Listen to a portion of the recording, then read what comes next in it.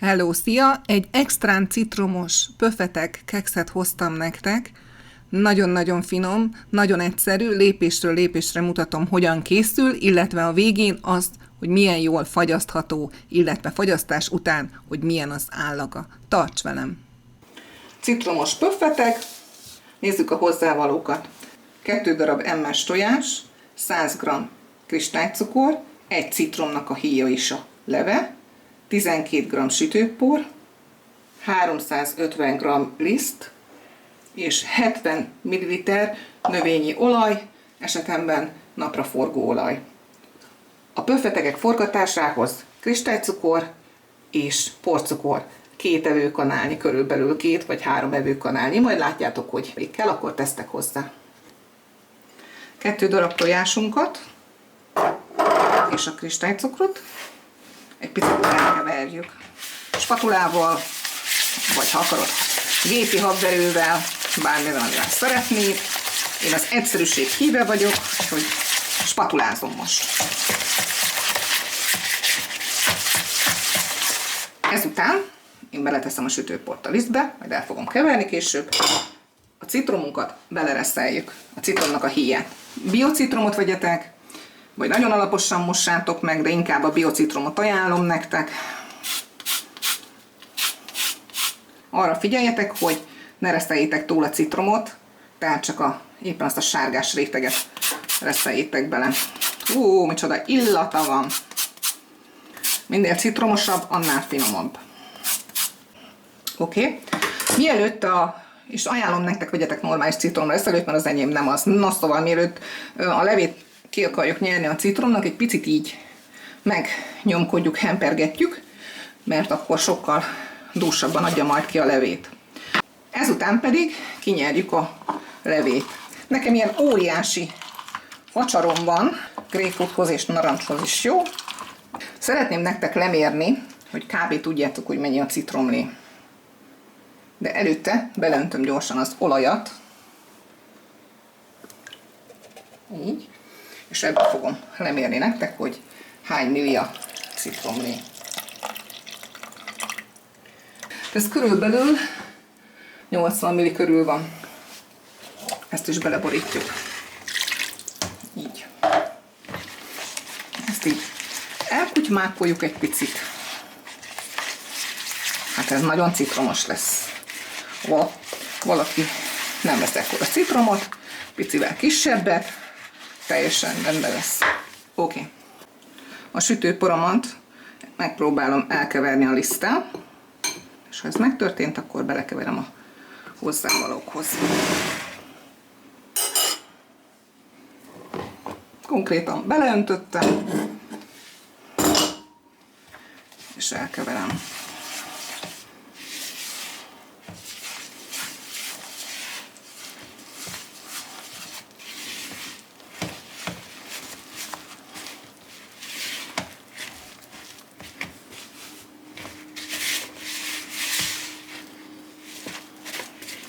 Hogyha kevesebb citromlevet használtok, akkor keményebb lesz a tésztátok, de nem kell aggódni, mert ez így is nagyon finom lesz.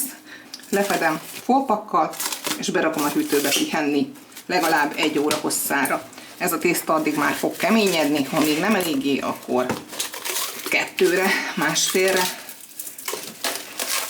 Így. És megy a hűtőbe. 1,5 órát volt nekem a hűtőben. Lehet tovább is nyugodtan, vagy már este megcsinálod, és másnapra egy ilyesmi állagot fogsz kapni. Látod? Egy nagyon jó kis puhi tészta lesz.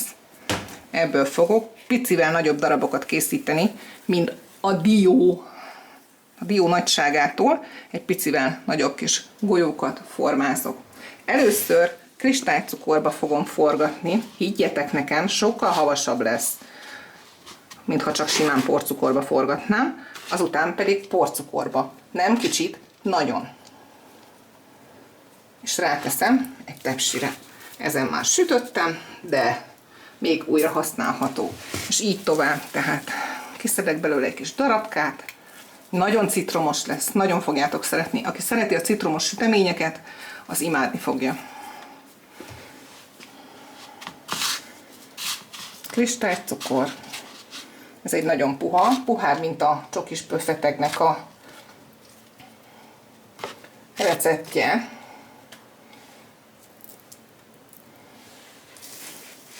És így folytatom.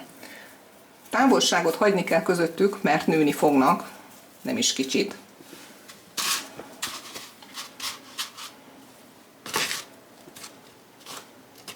Jó sok porcukor, az a biztos. Akkor nagyon-nagyon szépet fogtok kapni, majd meglátjátok.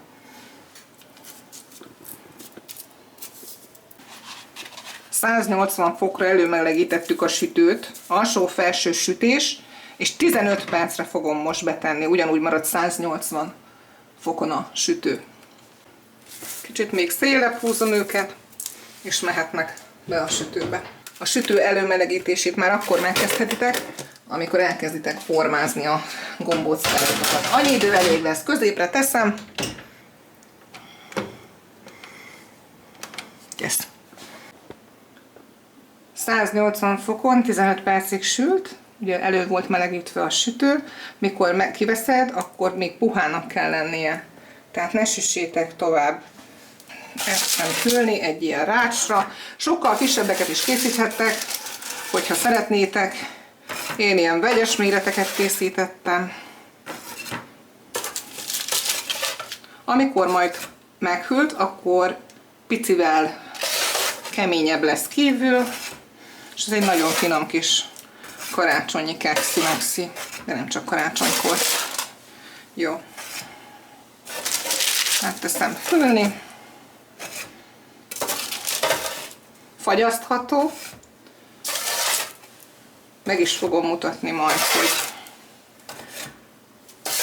milyen fagyasztás után.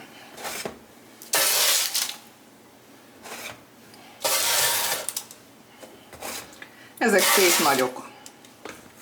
17 darab lett ebből, elég nagyok. Hogyha nem szeretnétek ilyen nagyokat, akkor kisebb golyókat készítsetek. Olyan kis pici mini diónyit. Nézzétek, milyen puha, pihe puha.